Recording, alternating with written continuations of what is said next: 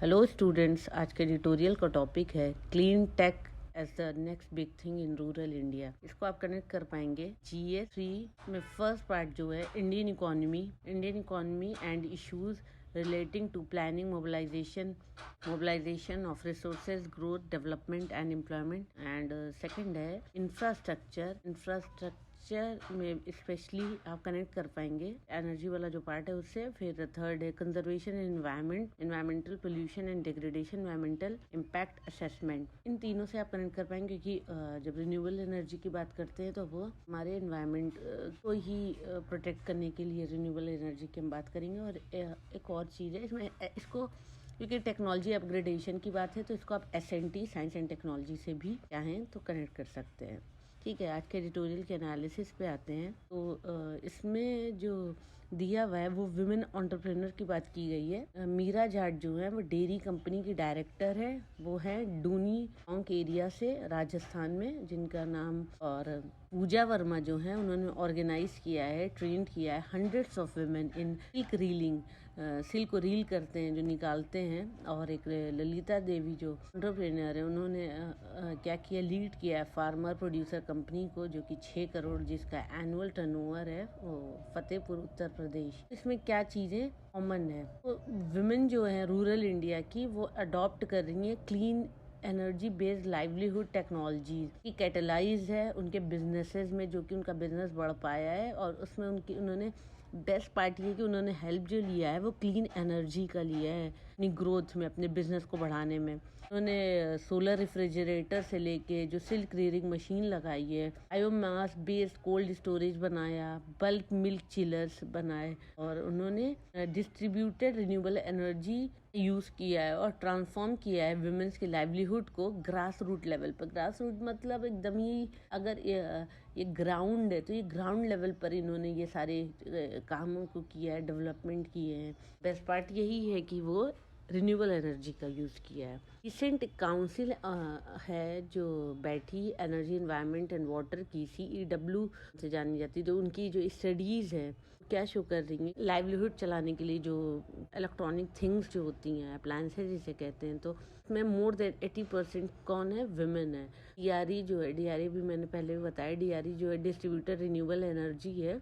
ये based power technology जो है वो प्रोवाइड करता है एडिशनल एडवांटेज विमेन फार्मर को। माइक्रो एंटरप्रेन्योर मतलब छोटे से छोटे लेवल के जो बिजनेस विमेन है या बिजनेस मैन है, उनके लिए माइक्रो एंटरप्रेन्योर का यूज किया गया है। और फर्दर उन्होंने इसकी हेल्प से क्या हुआ, इनहेंस हुई, बढ़ गई इनकम अपॉर्चुनिटीज। मैकेनाइजेशन, जब मैकेनाइजेशन हुआ कल्चर का उसका, तो विमेन का जो पार्टिसिपेशन है और वो क्या हो गया, इंक्रीज हो गया। क्योंकि वहाँ पर जहाँ पे कई जगहों पे बायस था, एक सोशल बायस ही मैं कहूँगी, विमेन वो चीज़ें, वो इक्विपमेंट नहीं यूज़ कर पाएंगी। तो जब मैकेनाइजेशन हुआ तो इस तरह के बायसेस भी कहीं ना कहीं वो कम हो गए। और उसके साथ जो फ्री विमेन है, बहुत सारे जेंडर असाइंड उनके मैनुअल एक्टिविटीज़ हैं, और वो क्या है, लेबोरियस हैं, मेहनती हैं। 30 तक इंडिया एक्सपेक्ट कर रहा है कि million women owned micro small medium enterprises MSMEs जो होंगी वो विमेन ओन्ड होंगी। उसको औरतें जो होल्ड करके, विमेन ओन्ड करके उसको चलाएंगी। क्वांटिटी जो उसका नंबर होगा वो काफ़ी ज़्यादा होगा, 30 मिलियन। वो फर्दर हमारी GDP को करने में तेज़ी से हेल्प करेगा। एम्प्लॉय होंगी अराउंड 150 मिलियन पीपल। इतनी वुमेन आएंगी एंटरप्रेन्योरशिप में। अगर एंटरप्रेन्योरशिप करता है तो वो फर्दर और जॉब क्रिएट करता है, तो उससे 150 मिलियन जॉब क्रिएट होंगी। लाइवलीहुड टेक्नोलॉजी जो है उससे $50 बिलियन मार्केट अपॉर्चुनिटी इंडिया में आए, सिर्फ DRE की हेल्प से। पोटेंशियल होगा ट्रांसफॉर्म करने का rural livelihood, specially women at core of this transition. ये थ्रू आउट जो ट्रांजिशन होगा उसका कोर जो होगा, उसका मेन जो होगा वो होगा वुमेन का डेवलपमेंट होगा।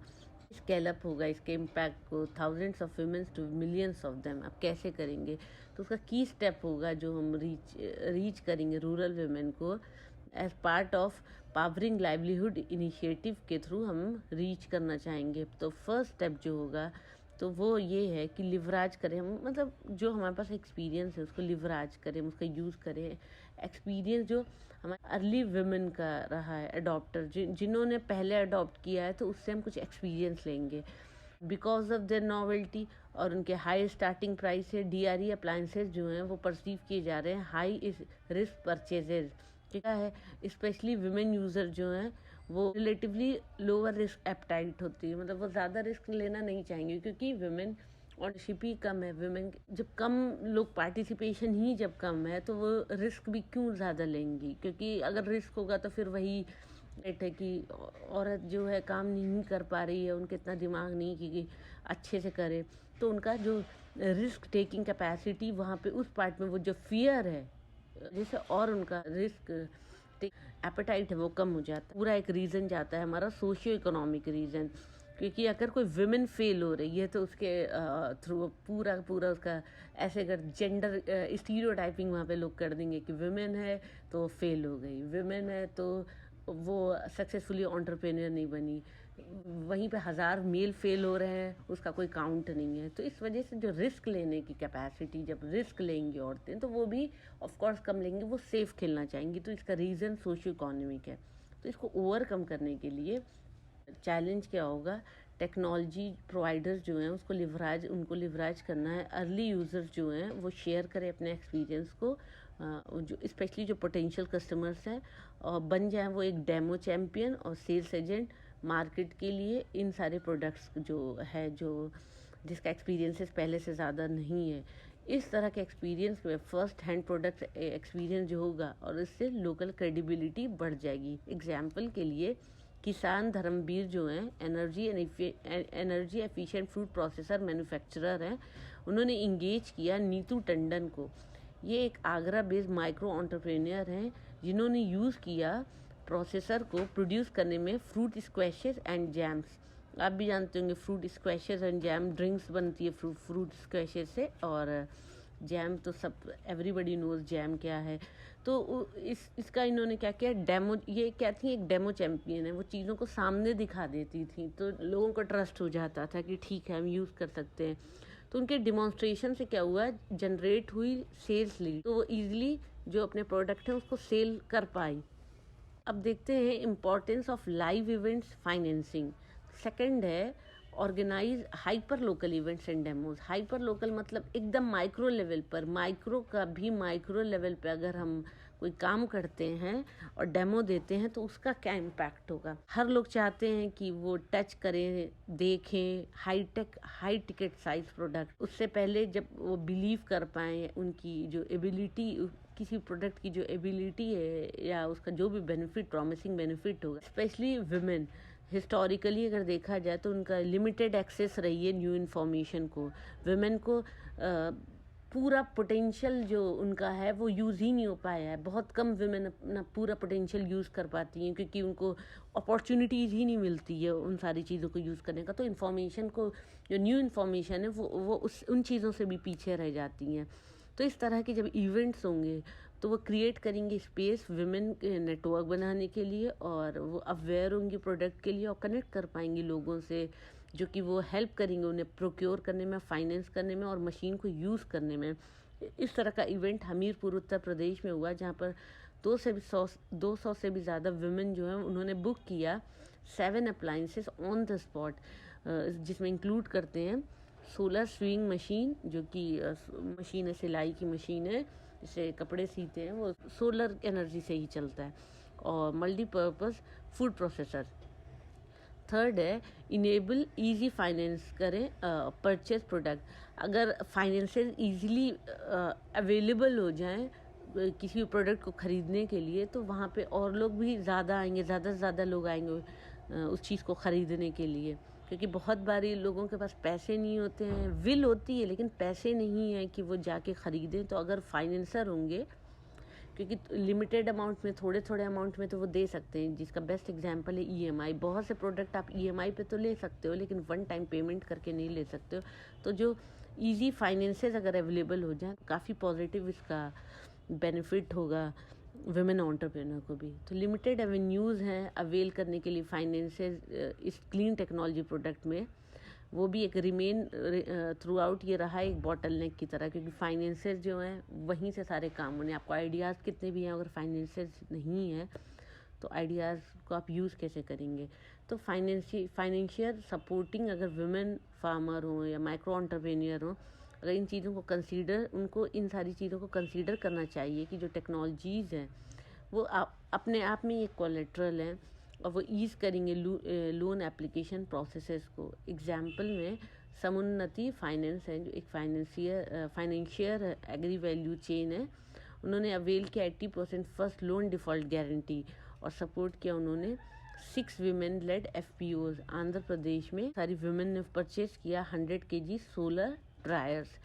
तो टेक्नोलॉजी जो है, टेक्नोलॉजी मैन्युफैक्चरर जो हैं और जो प्रोमोटर हैं, उनको भी इंश्योर करना चाहिए educate sale after sale services and buy backs. Sale करने के बाद जो सर्विसेज हैं वो अच्छे से अच्छी प्रोवाइड करानी चाहिए, ताकि जो डर है वो ख़त्म हो जाए, कि उन्हें लगे कि ठीक है अगर कुछ गलत भी हो गया तो वापस से सही हो जाएगा और बाई बैक हो जाएगा। फाइनेंशियर्स का कॉन्फिडेंस बिल्ड करने के लिए एविडेंस अगर देखें तो इकोनॉमिक वाइबिलिटी जो है इन सारी टेक्नोलॉजीज़ की, वो शेयर्ड होना चाहिए और प्रोमोटर को ऑफ़र करना चाहिए partial default guarantees. 4th number पर सपोर्ट करना चाहिए बैकवर्ड और फॉरवर्ड मार्केट लिंकेजेस। सिर्फ टेक्नोलॉजी प्रोविज़न जो है वो इनफ नहीं है सारे केसेस में। बहुत सारे रूरल प्रोडक्ट जो हैं वो लार्जर मार्केट पोटेंशियल तो होते हैं, स्टिल उनकी जो फाइंडिंग और connecting producer to consumption hub जो है अर्बन एरियाज़ में, वो भी इक्वली इम्पॉर्टेंट है जनरेट करने के लिए हायर इनकम। अगर आपका कनेक्शन ही नहीं है मार्केट से, बैकवर्ड या फॉरवर्ड लिंकेजेस आपका कनेक्शन नहीं है, तो आप जो प्रोड्यूस भी कर रहे हैं तो उसको सेल कहाँ करेंगे। तो प्रोड्यूसर कंजम्पशन हब तक पहुँचना भी तो ज़रूरी है अपने बिजनेस को बढ़ाने की। वुमेन अक्सर स्ट्रगल करती हैं इस्टेब्लिश मार्केट लिंकेज में, क्योंकि उनके पास लिमिटेड मोबिलिटी होती है, वो इधर उधर आसानी से नहीं जा पा रही हैं या उनका नेटवर्क आउटसाइड देयर विलेजेस नहीं है। यहाँ पर क्या करना है, कलेक्टिवाइज करना है वुमेन को इस्टेब्लिशिंग बिजनेस मॉडल पर। या तो वो कलेक्टिवली काम करें या इस्टेब्लिश बिजनेस मॉडल उसको फॉलो करें, वो इनेबल करेगा उनको सेल करने के लिए, और जो इंटरमीडियरी हैं उनको और इंश्योर करेंगे उनकी रेगुलर रेवेन्यू स्ट्रीम। रेशम सूत्रा जो हैं वो एक मैन्युफैक्चरर हैं सोलर सिल्क रीलिंग मशीन की, और वो पार्टनरिंग कर रही हैं लोकल प्रोक्योरमेंट ऑर्गेनाइजेशन को, जो कि इस्टेब्लिश करता है silk cocoon bank and equipment training for women reelers in Chhattisgarh. तो इस तरह के अगर प्रोग्राम हो तो वो काफ़ी हेल्पफुल होगा वुमेन एंटरप्रेन्योरशिप के लिए। तो जो वुमेन हेजिटेट कर रही हैं तो वो हिम्मत करके आगे बढ़ पाएंगी। 5th है इनेबल पॉलिसी कन्वर्जेंस। यहाँ पर पॉलिसी को कन्वर्जेंस करने की बात हो रही है, तो किसी भी तरह की जो गवर्नमेंट की या प्राइवेट सेक्टर की जो पॉलिसीज़ होती हैं तो वो कन्वर्ज हो, पूरी तरीके से अलग अलग लेवल पे काम नहीं करें। ये जो भी अपनी अपनी पॉलिसी बना रही हैं वो यूनिट मतलब वो कन्वर्ज करके एक जगह पर जाओ। उनका फोकस अभी यहाँ पर एनर्जी, रिन्यूएबल एनर्जी के साइड है। तो कोई भी प्राइवेट सेक्टर एंटिटी है उन लोगों का यहाँ पर रीच नहीं है, और गवर्नमेंट इंस्टीट्यूशंस जो हैं ना ही उन्होंने स्केल लेवल पे इसके काम किया, ना ही उनका गवर्नमेंट का इतना ज़्यादा इसमें अभी तक कंट्रीब्यूशन रहा है। गवर्नमेंट अपने लेवल पे वर्क कर रही है, लेकिन गवर्नमेंट के पास भी एक कंस्ट्रेंट होता है बजट का भी, पैसों का। तो ये जो एरिया है इसको लिवराज करना है, और ये प्राइवेट सेक्टर या गवर्नमेंट जो है उनका यहाँ पर रीच जो है वो बहुत ज़्यादा ज़रूरी है अगर एक्सपोनेंशियली लेवल पर हमें स्केल अप करना है। तो मल्टीपल मिनिस्ट्रीज़ जो गवर्नमेंट की हैं वो इस तरफ काम कर रही हैं लाइवलीहुड को प्रमोट करने के लिए। विमेन के स्टेट से लेकर रूरल लाइवलीहुड मिशंस चला रही हैं। हॉर्टिकल्चर एग्रीकल्चर डिपार्टमेंट जो है हमारे, ministry of micro small and medium enterprises है, मिनिस्ट्री ऑफ टेक्सटाइल्स हैं, वो इस साइड काम कर रही हैं। लगातार काम चल रहा है, लेकिन अभी फर्दर इसमें और ज़्यादा काम करने की ज़रूरत है, तभी हम एक्सपोनेंशियली बढ़ पाएंगे। अगर हमने क्लीन एनर्जी को इम्ब्रेस कर लिया तो सोल्यूशन यही है कि हम क्लीन एनर्जी को अडॉप्ट कर लें, इम्ब्रेस कर लें, और इसी तरह से हम फर्दर प्रोग्राम जो बनाएं और फिर उसके बाद हम उसका आउटकम देख पाएंगे। और मच लाइक ऐसा होगा कि जो विलेज जो है जहाँ पे बच्चे बड़े हो रहे हैं, और वो जो स्केलिंग इम्पैक्ट होगा क्लीन एनर्जी सोल्यूशन का, वो वुमेन की लाइवलीहुड पर होगा, और जो उनकी नीड होगी विलेज की, उन चीज़ों को कौन फुलफिल करेगा? Policy maker, investor, financiers, technology promoter और अदर जो भी वहाँ पे इकोसिस्टम इनेबलर्स होंगे, वो लोग उन चीज़ों को फुलफिल करेंगे। तभी जाकर जो ट्रूली जो पोटेंशियल है रूरल वुमेन का वो यूटिलाइज हो पाएगा और क्लीन टेक्नोलॉजी जो है वो साथ साथ आ जाएगी मार्केट में और हम उसको फॉलो करेंगे और इन्वायरमेंट पोल्यूशन को है वो कम करेंगे। ग्रोथ के साथ साथ पोल्यूशन को भी हम कम कर पाएंगे। तो इसके साथ मैं आज के एडिटोरियल के एनालिसिस को फिनिश करती हूँ। Thank you for watching my video. Please share, like and subscribe.